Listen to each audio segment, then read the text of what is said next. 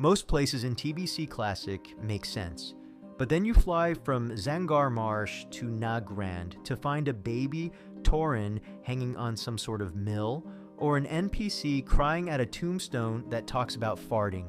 At that point, your brain goes in overdrive, and you start questioning the story behind the secret. Let's start with a troll orphanage that feels to me more like a horror movie. You spend hours flying through Outland, questing like your life depends on it. You think you've seen it all, and then you accidentally glitch into these hills and find Challe's orphanage. There's Challe, a grumpy female troll who barks at you. Keep your voice down, the babies are sleeping. You notice Sarah, a blood elf girl, Chado, a human boy, and Jara, a shy orc kid hiding in the sandbox. And inside, a troll, Tauren, night elf, orc, and human baby all asleep in cradles. So far it's quite cute, but then your eye drifts from a stack of explosives to a doghouse. No dog, but just meat rotting in the bowl, swarmed by flies. Behind the hut, 3 cages, one of them is filled with small humanoid bones. We can all connect the dots on what's going on here, can't we? No quest used this place, and it's not mentioned in any lore. It wasn't added for Children's Week patch 2.1. So what is it? Rumor 1, it was meant to be an actual orphanage hub, maybe part of Children's Week in Outland, but was quietly scrapped. Rumor 2, Challe is a cannibal witch and not even a troll. This was a popular theory after warlords of Draenor confirmed there are bones in the cages. Is it lore? Maybe not. Is it horror? It absolutely is. This next one proves that physics exists in World of Warcraft, and that gravity is not your friend. Above Nagrand's Sky Song Lake floats a small isle. You can only reach it with a flying mount. Most people fly past it without a second thought, but if you land on the right one, you'll see a skeleton slumped under a tree, an axe buried in its head, and apples on the ground. It's clearly meant to be a reference to Isaac Newton discovering gravity under an apple tree. Except this version didn't get an apple. He got a battle axe to the skull. And he didn't write equations, he died. Did someone throw the axe from another floating rock? Did it fall out of the sky? Why was Newton in Nagrand? No idea. But it's one of the best examples of Blizzard slipping strange little stories into places you're not supposed to land, and I love it. This is one of the only items in TBC that insults both the Alliance and the Horde in the same sentence, from beyond the grave. On the northern edge of the Hellfire Peninsula, hidden near some broken cliffs, you'll find a skeleton holding a small urn. Click it and you'll get a message. Not a quest, but you'll be critically hit by a full wall of text. And it is unhinged. Here's what it says, spelling mistakes included. Here is a jar of ashes. These are the ashes of my sanity, my passion, and my drive, all utterly destroyed by themselves. May all those who look upon these desolated lands of hellfire remember this fallen peon. He shed blood for the Alliance and sacrificed for the Horde, only to be driven utterly mad by the wicked and soulless ones who devoured what he held most dear. As they feast from his toils, may they suffer his wrath. Maybe not in this world, but in every world hereafter. It is my declaration, my solemn oath, and my everlasting promise. I will avenge my suffering. Some believe this is a reference to Tseric, a Blizzard forum CM who publicly burned out under the pressure and eventually left the company. But here's the twist. The Jar of Ashes was already in the game before that happened, which means we don't actually know who it's about. It could be a player tribute, it could be a developer's inside joke, or it could just be what happens when someone's PvP queue wait is too long. Either way, it's dark and a little too real. Let me know if you know more. This one wins the award for most random sci-fi crossover in a fantasy MMO. Near Area 52 in Netherstorm, on one of the smallest floating platforms, there's a blue glowing gravestone. You can't click it and there's no NPCs around. But it flashes once every few seconds with the letters N-O-V-A. This is the Nova Shrine, and it's a quiet, half-hidden reference to StarCraft Ghost, a Blizzard game that was supposed to feature Nova Terra, the Terran Ghost operative. StarCraft Ghost was delayed, reworked, delayed again, then finally canceled in 2014. But this gravestone, it was already in the Burning Crusade. And if you stand next to it, then turn down all sound and crank the music to max, you'll hear the StarCraft main theme fade in through the static. There's no in-game reason for this to be here. It's not even a nod to Warcraft lore. It's just Nova's grave floating on a purple rock in the arcane chaos of Netherstorm. If you've ever stood under an axe tree or found a dodgy orphanage in the mountains, congratulations, you've officially seen too much. Click like and subscribe, or Challe will send you a bone in the mail, probably still warm. Deep in the trees of Terokar Forest, not far from the Bone Wastes, lives a quiet blacksmith named David Wayne. He offers no lore-heavy speech, but the whispers around him? They're loud.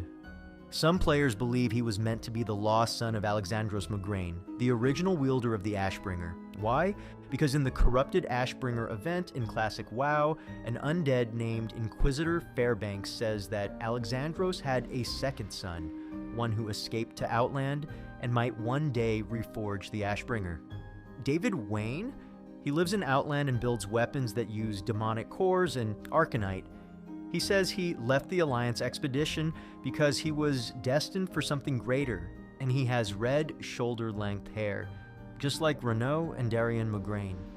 And his forge literally glows purple with dark energy. He helps players craft weapons with ethereal tech. But that might not be all he was meant to do. Did Blizzard abandon a Nagrand storyline here? Was this a hint at a different Ashbringer path?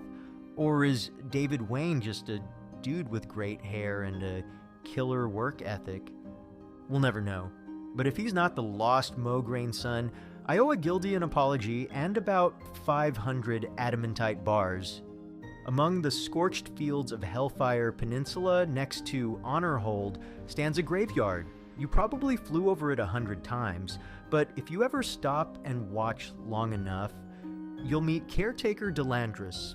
He doesn't speak to you and has no quest, but every 15 minutes, like clockwork, he walks down the path, stops at a gravestone, kneels, salutes, and sometimes cries.